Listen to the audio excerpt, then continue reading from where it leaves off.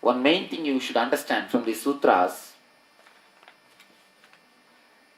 thousands and thousands of years ago when the Upanishads are written, at that time itself our people's brain has reached such a peak. Actually, the scientists who work on the brain, who do research on the neurological system, they say only last 1,000 years human being has developed their brain to the level in which today we see. And thousands, 1 or 2,000 years ago, it was much less. But if you see our master's logic, the Rishi's logic, even in the early time, thousands of years ago, their logic is so well cultured and well developed. That is what's surprising. That is what is shocking. He knows it who knows it not, and he knows it not who knows it. To the man of true knowledge, it is unknown, while the ignorant, it is unknown, while to the ignorant, it is known. Indeed, he attains immortality who realizes it in and through every both, every pulsation of knowledge and awareness. Through the Atman, he obtains strength and vigor, and through its knowledge, immortality. Today morning there was a discussion in the bus. Vivekananda was asking me, Swamiji, these Vedantis, they say only knowledge is more than enough, not experience is not necessary. This sutra answers for it. Through the Atman he obtains strength and vigor. You understand? It is not simply knowledge. Through the Atman he obtains strength and vigor. It means what? It is a practical purpose. The knowledge of self or the enlightenment has got a practical purpose, down to earth practical purpose. He obtains strength and vigor, and through its knowledge, immortality. Who realizes it here in this world, there is a true life. For one who does not so realize it, great is the loss. Discovering Atman in every single being, the wise ones dying to this world of sense experience become immortal. When you see Atman in every single being, you die to this world. You start experiencing the immortality. As long as you think everybody is different, you live in this world. The moment you understand, you discover Atman in every single being. That is why in NSP, the last energy session, I tell every one of you are divine. Go around and see in everybody God. I never tell you, imagine or visualize. See God in everybody. Go around and give your respect. The idea, the concept is based on this sutra only. The wise ones dying to this world of sense experience and became immortal. Discovering Atman in every single being, the wise ones dying to this world of sense experience become immortal. When you see Atman in every being, you forget male, female, age, sex, all the other differences. You die to this world. Can a normal man touch the feet of a much younger person and much social status person normally? The NSP you can see the person who is practically has no social status, who is much younger, who is uneducated, even he receives namaskar from highly intellect or well placed, rich, elderly person. People forget when you discover Atman in every single being, you die to this world. Whatever discriminations are made in this world, ordinary world, you die to this world experiences, sense experiences, and you become immortal. Whatever the Upanishad Rishis speak, if you understand well, you will understand the whole thing is told in the ASP and NSP in a different way. It has been made as a practical experience for all of you. If you all go for Upanishad classes, you will really get bored because everything is known as experience. The story goes here. Next comes a beautiful story of Skena Upanishad. Every Upanishad carries a small story. In every Upanishad there is a small story. Only Isavasya Upanishad does not have any story. The Skena Upanishad story. Let me explain this story. The story goes that Brahman obtained a victory for the Devatas. Though the victory was due to the Brahman, the Devas were elated by it and thought this victory is due only to us. This glory belongs only to us. These Devatas, actually Devatas again and again fall into ego. Because God supports the divine, Brahman supports them. They again and again think they are qualified. That's a big problem. When the divine helps us, when the divine supports us, we take divine for granted. A small story. It seems once there was three asuras. They are called Muppurasuras. Tripurasura. Three Rakshasas. Three demons. They started torturing the Devatas. All these Devatas wants to destroy the demons. They went and requested Shiva. Shiva told, all right, let us all go there. I will take care of him. So all the Devatas have become chariot. 4 Vedas have become 4 wheel. And Brahma has become a charioteer. So all the Devatas, they handed over all their weapons to Shiva. Vishnu handed over his conch and the chakra. Durga handed over the Trishul. All the Devatas, they became one with the chariot energy. And then they started towards the fight. Suddenly this Indra, the egoistic guy, he thought, hey, what this Shiva? Because all of us are here, he could destroy this, he could go and fight with this demon. How can he fight without all our help? The moment Indra thought in this way, just Shiva smiled at him and raised his head and opened his third eye. All Tripurasuras got destroyed. The place where he is sitting, from that place itself, he destroyed. The same story is described in a different way.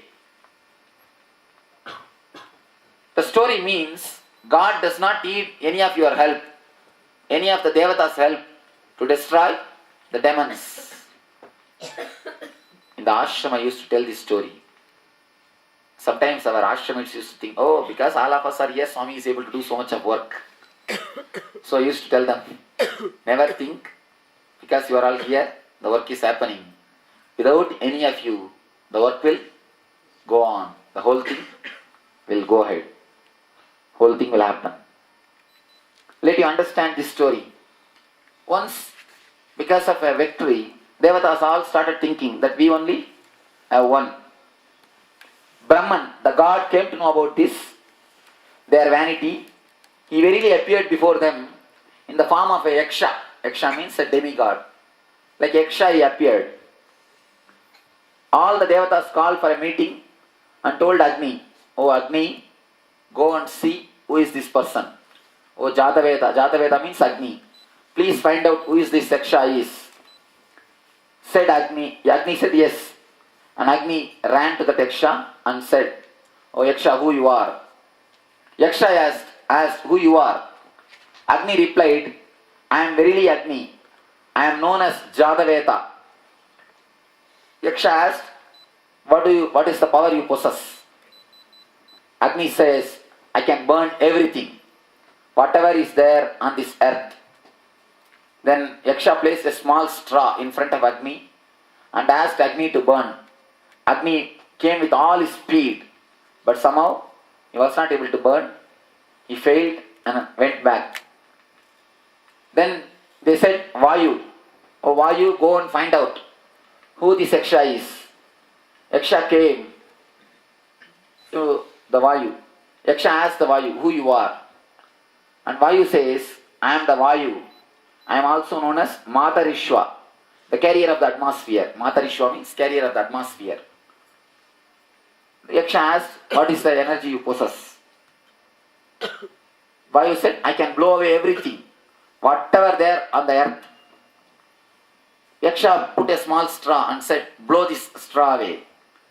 Again, the Vayu tried his best, but could not blow the straw and went back.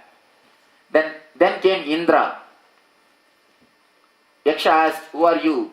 Indra said, "I am the Indra. I have come here to catch you." The Yaksha simply disappeared from the eyes of the Indra. Yaksha disappeared from his view, and in that very spot appeared a woman called Uma Devi. Uma, the daughter of the snow-clad mountain Himavat, the daughter of the Himalayas. And immediately Indra recognized her and asked, "Uma Devi, you came here.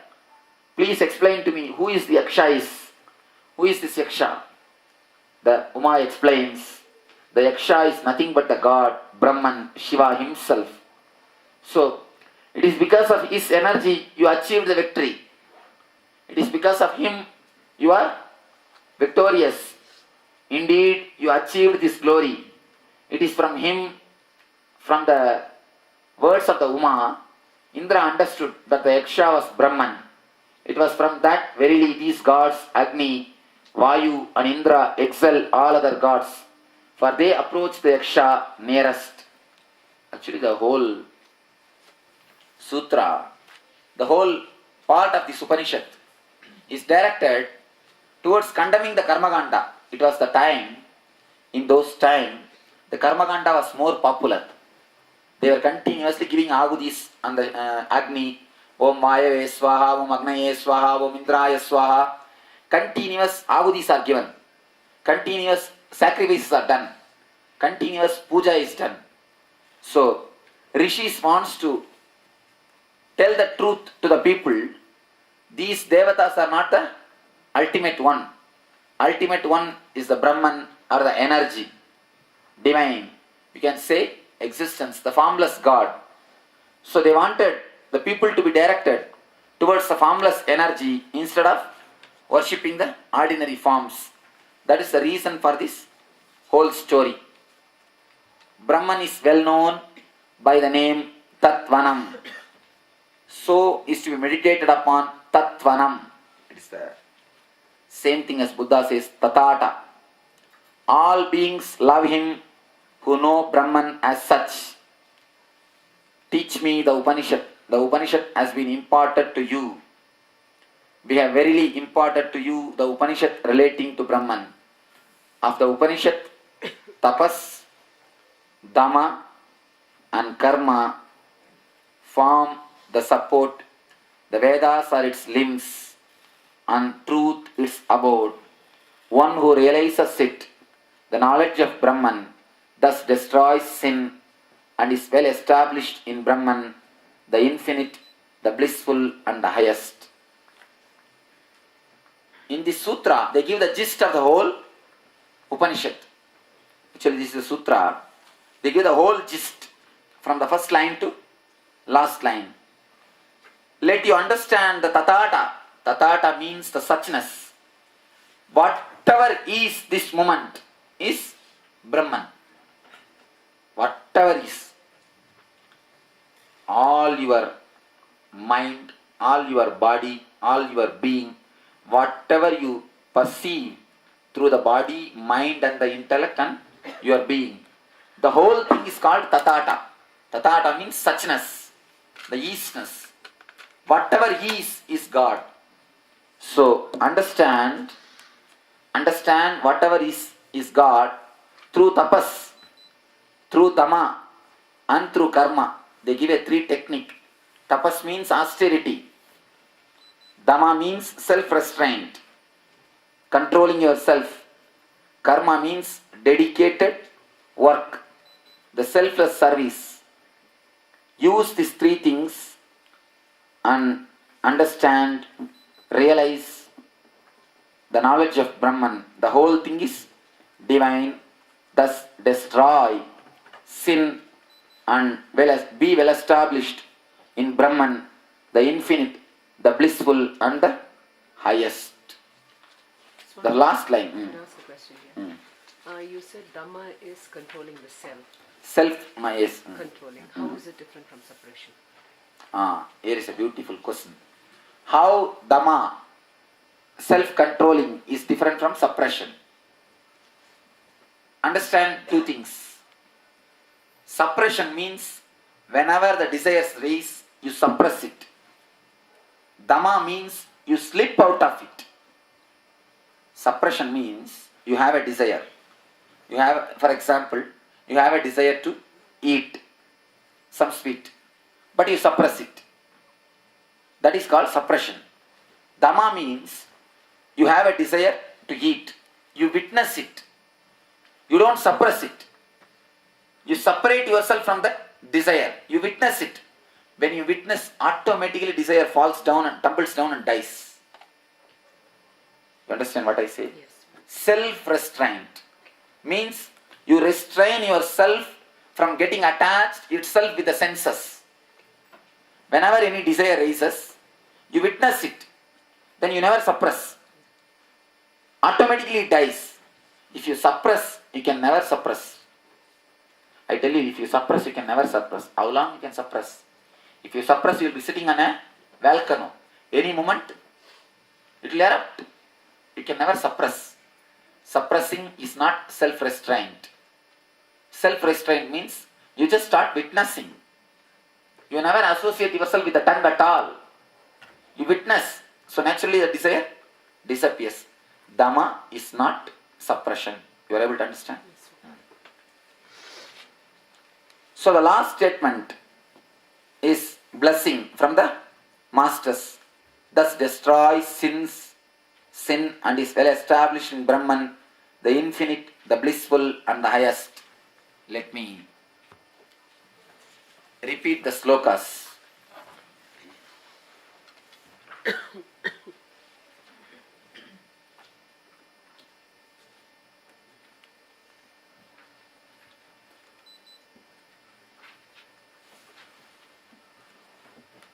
Om keneshitam padadi preshitam manah kena pranah pratama praiti yuktah keneshitam vasamimam vadanti chakshusrotram kavudevo yunakti srotrasya srotram manaso manoyat vachoha vasam savu pranasya pranaha चक्षुः रतिमुष्य धीराः प्रेत्यास्माल्लोकातमृता भवन्ति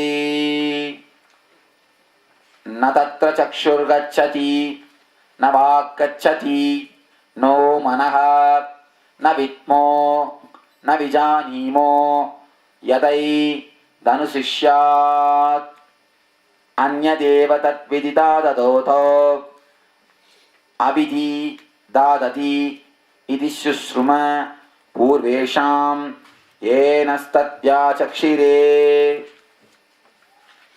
यद्वासानप्युदितं येन वागप्युक्त्यते तदेव ब्रह्मत्वं विद्धि नेतं यदिदमुपासते यन्मनसा न मनुते येनाहुर्मनोमतं तदेव ब्रह्मत्वं विद्धि नेतं यदिदमुपासते यच्चक्षुषा न पश्यति येन चक्षुंषि पश्यति तदेव ब्रह्मत्वं विद्धि नेतं यदिदमुपासते यच्छ्रोत्रेण न शृणोति येन श्रोत्रमिदं श्रुतं तदेव ब्रह्मत्वं विद्धि नेतं यदिदमुपासते यत्प्राणेन न प्राणिति येन प्राण प्रणीयते तदेव ब्रह्मत्वं विद्धि नेदं यदिदमुपासते यदि मन्यसे सुवेदेति दप्रमेवापि नूनं त्वं वेत्त ब्रह्मणो रूपं यदस्य त्वं यदस्य देवेष्टित नु मीमांस्यमेव ते मन्ये विदितम् नाहं मन्ये सुवेदेति नो न वेदेति वेद च नो नस्तद्वेद तद्वेद नो न वेदेति वेद च यस्या मतं तस्य मतं मतं यस्य न वेद स अविज्ञातं विजानतं विज्ञातमा विजानतं प्रतिबोधविदितं मदम् अमृतत्वं हि विन्ददे आत्मनो विन्ददे वीर्यं विद्यया विन्ददे मृतम्